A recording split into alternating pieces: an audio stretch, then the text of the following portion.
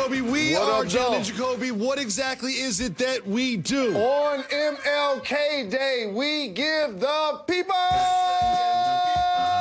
what they want. The Packers are in the NFC Championship. My Bills Mafia roll into the NFC Championship, but we start with who the Packers will face in the NFC Championship, and that is the winner of the duo of the old quarterbacks. The Bucs beat the Saints, but the Saints kind of beat themselves. Let's talk about Drew Brees' turnovers, Mr. Rose. Oh, hold on. Did you see what just happened? Oh, wait, Drew Brees threw another interception. Oh, wait, he threw another one. And another one. Drew Brees is a Hall of Famer. Obviously, you don't want to disrespect his legacy, Jacoby.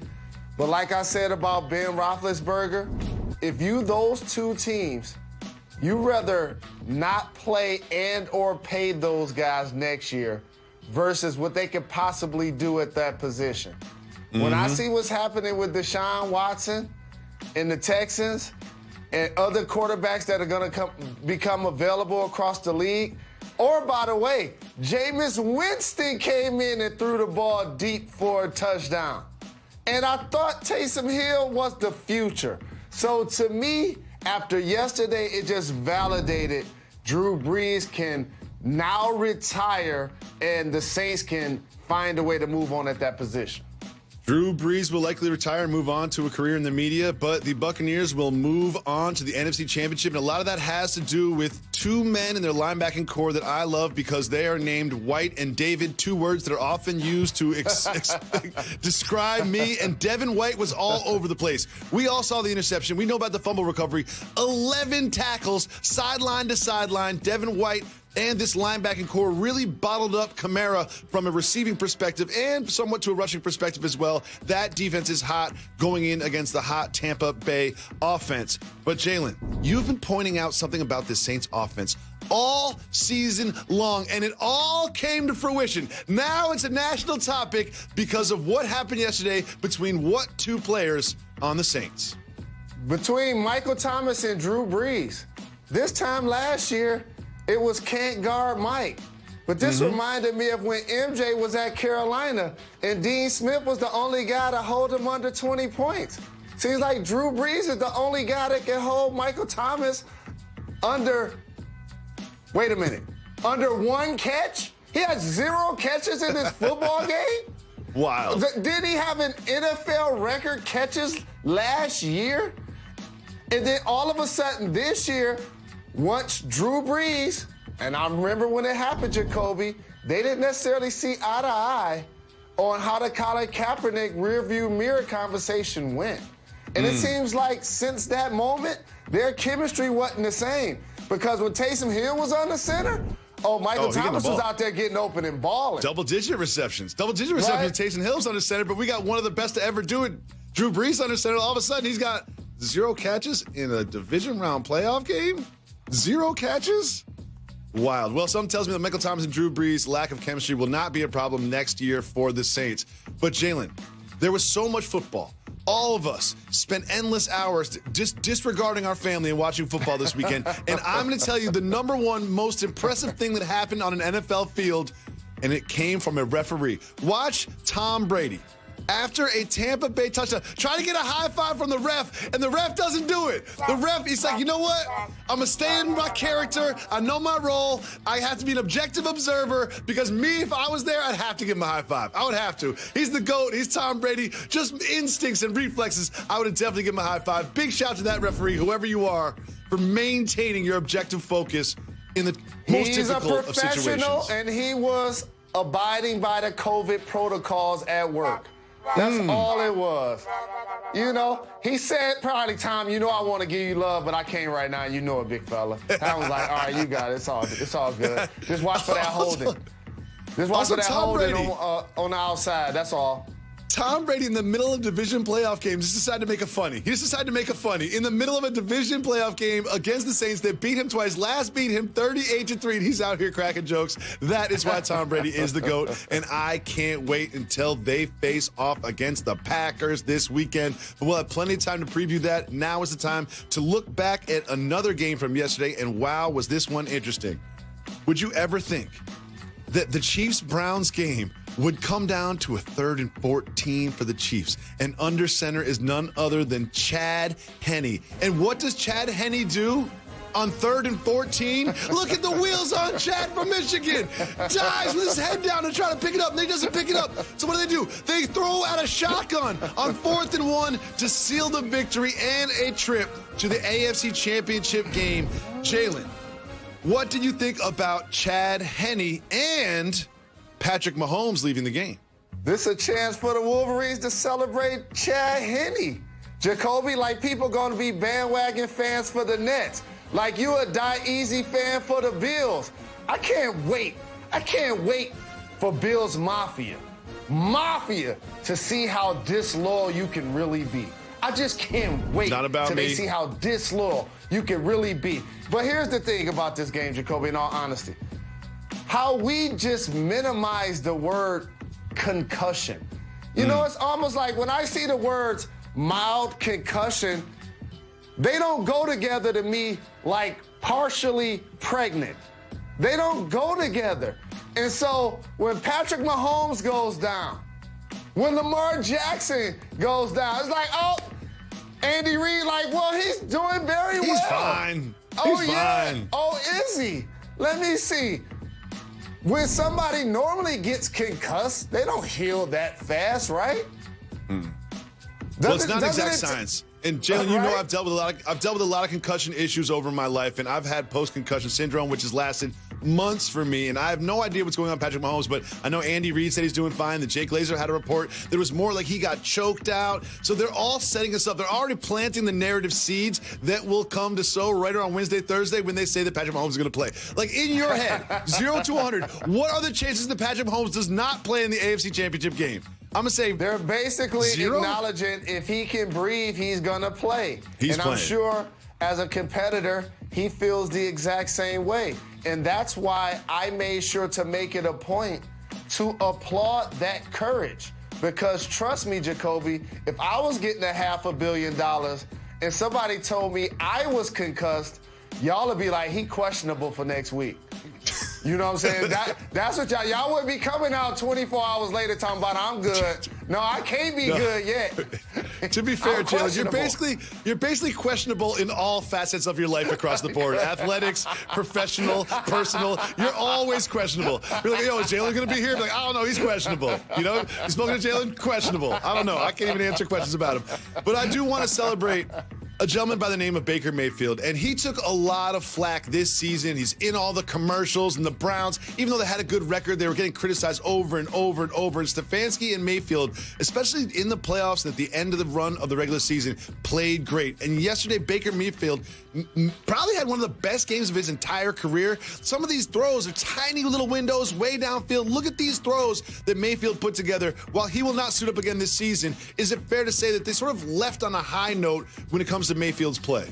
They left on a high note to the point where it now seems like he could be their future at quarterback, even playing so well without Odell Beckham, getting his team into the playoffs and achieving what they achieved. Double-figure wins for the Cleveland Browns, really impressive. But I got to say one thing really quick. Tell the truth. What's that?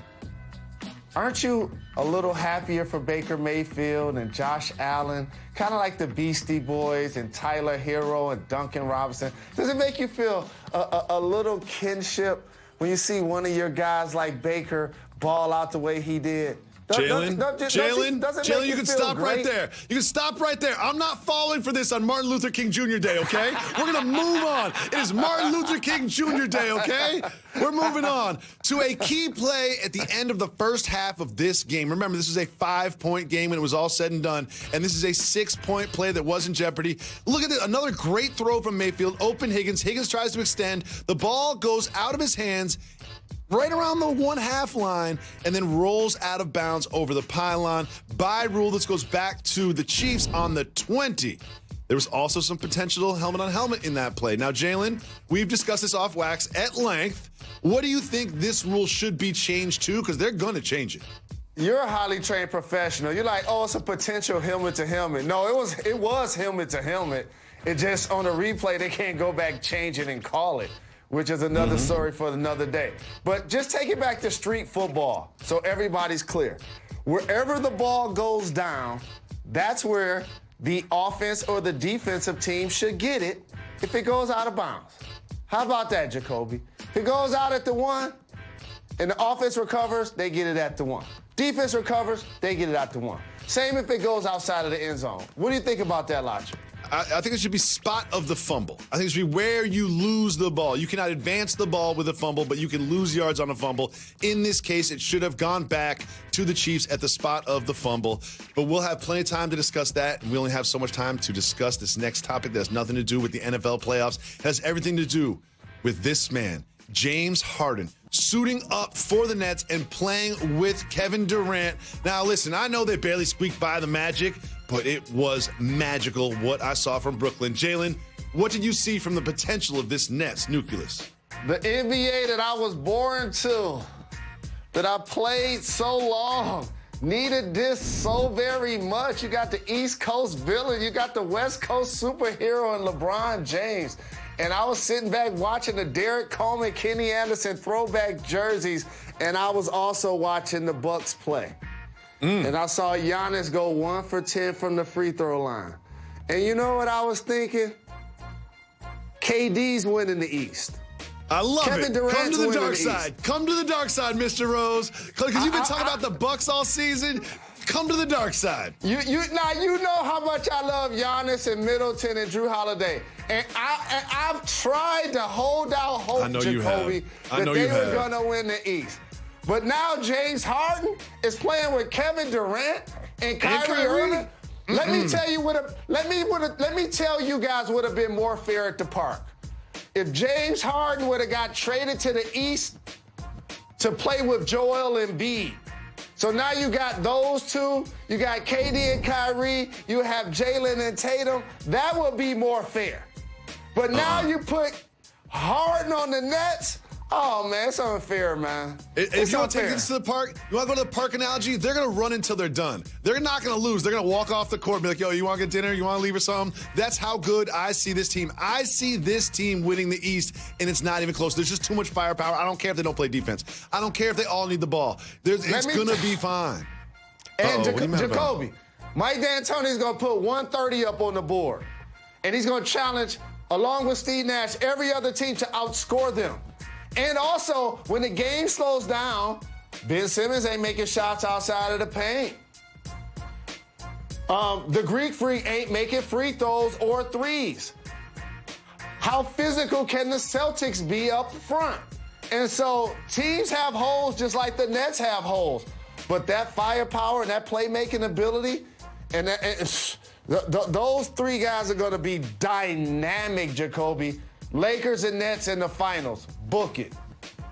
Coming up next, there was one play that swung the fate of a franchise, and that is this interception and run back from Taron Johnson of the Buffalo Bills, of the Bills Mafia for a delicious Heineken beer. Welcome back to Jalen and Jacoby. Jalen, it happened. Me and my fellow lifelong die-hard Bills Mafia members celebrated a victory in the divisional round of the playoffs, going back to the AFC Championship game since the days of Jim Kelly. It was me and those guys and Betty the Butcher and Griselda and Grace and Pinto Ron and everybody in Western New York celebrating because the Bills beat the Ravens. Jalen, there was one play during this game that you wanted to celebrate. Please take us through the Taron Johnson 101-yard pick six. I just like that our show is so much for the culture that we play the Benny the Butcher video because we'll actually have him on our show. How about that? And my favorite thing about this Bills game and play of the weekend was that amazing pick six. How they tricked Lamar on the coverages 2 plays in a row. And as Johnson dropped back into the throwing lane, it reminded me of some of my favorite ball hawks. As you know, DB is my favorite position. So I'm seeing guys like Dion and Rod Woodson or, Ed Reed, Troy Polamalu. And that was a game changer because, number one, how he took it the other way and didn't slow down. That's Lamar Jackson that's chasing him. So we all talk about who the fastest people in the game is. Lamar Jackson tackles him. That becomes a different outcome of this game potentially. So it was an amazing play, and it was a game changer for your Bills Mafia. I just hope Griselda and the Bills remember all of the people that wasn't showing them love before the Bills got good. And you can't just leave the Mafia, Jacoby. It don't work like that. So I can't imagine somebody get injured, they have a couple of bad weeks. I can't wait till you try to leave the Mafia. I can't wait. They're going to try to whack you. I can leave the Mafia. I can leave the Mafia. Now, that was a huge play, and they kind of needed that huge play because the Bills' offense wasn't exactly humming. They did have some good connections. Josh Allen had some good plays to move the ball, especially to Stephon Diggs. That Stephon Diggs, Josh Allen connection is, it's short of only a couple connections in the NFL. And Jalen, there's also a key play in this. Now, this didn't swing the game, but it certainly changed the game, and that is when former MVP Lamar Jackson went out with a concussion. How did that impact this ballgame? So we talked about this earlier with Patrick Mahomes, and we saw his backup come in, miss a deep throw to Hollywood Brown that could have put him within one touchdown. But as I was watching the game, it was just unfortunate that money got in the way of humanity. Because right there, he got injured, but the coverage need to go to commercial. So the entire time, I'm trying to think, is Lamar still laying on the field? So during that entire time, I'm pretty sure like anybody else that was paying attention was like, man. And then I didn't see anything else of him except him running to the tunnel, which means there was a period of time from then until he got to the tunnel that we didn't see. So I hope he's okay, because that's a nasty fall. It was a nasty fall. Hope he's okay for next year. The Ravens have to regroup because the Bills have moved on. Now, we mentioned earlier, the Bucs going to the NFC Championship game, and they will be playing the Packers because of the result of this game. It feels like it happened 3 weeks ago, but it was only 2 days ago when the Rams did everything they could to stop the Packers' offense. Well, guess what? That is almost impossible. What do you think about this performance from that side of the ball for the Packers? I think I want to tell everybody that Aaron Rodgers will win MVP this year. Aaron Rodgers will be the NFL MVP this year. And there were so many people that were slandering his coaching staff and the Packers organization about the moves that they made. And I know fellow Michigander, his head coach, LaFleur, has done an amazing job. They had Jalen Ramsey on the other side. And you see how they just ripped Alabama's play, running Adams back and forth in motion in order to get him a touchdown against Ramsey? You see how they didn't necessarily just do a traditional passing game where it's 5-7 step drops and he just trying to, find somebody? And Lazard dropped the deep ball before going on to catch one. This is about the surgical precision that I tell people that Aaron Rodgers has when people act like they don't have weapons. They got multiple backs. It ain't just Jones. It's Williams. They're a great, well-oiled machine, and Aaron Rodgers clearly has figured it out in this new system. That well-oiled machine will move on, as will we, and will Deshaun Watson. Those are the questions that lie ahead of us. Make sure you stay tuned. We'll answer them all right after this. You're watching Jalen and Jacoby. While we celebrated James Harden in a Nets uniform, there's something about this trade that you wanted to point out that just didn't seem to add up. I got a lot of Pacers fans. I played there, and I passed the physical. I've been traded multiple times. I'm wishing Karis LeVert a speedy recovery, but it seems like he failed his physical, which normally means that voids trades. So in other words, the Pacers don't have Oladipo or LeVert, and they end up with a second-round pick, and the Nets have James Harden to go with KD and Kyrie, already having big 30-point triple-doubles and about to win the East. I'm just paying attention to the fine print.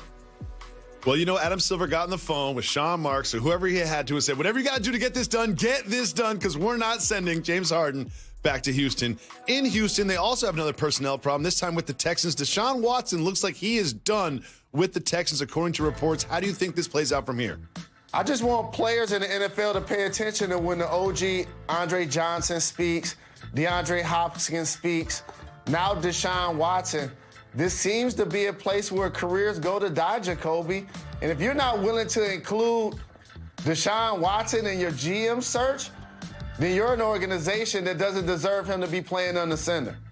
We'll keep an eye on that because that will be a conference-changing move regardless of where he goes. Now, Jalen, we focus on sports mainly on this program, but on a day like today, we have to focus on one of the greatest social justice warriors to ever walk this planet, Martin Luther King. Your thoughts? I'm very grateful that this is now a holiday, so we get a chance to celebrate his works. One of his favorite quotes of mine, Jacoby, basically is faith is taking the first step without seeing the entire staircase.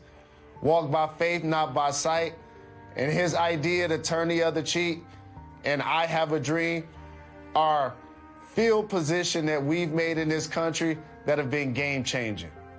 Very well put. Happy MLK Day to everyone. We will be right back here on ESPN at 2 p.m. Highly Questionable's next.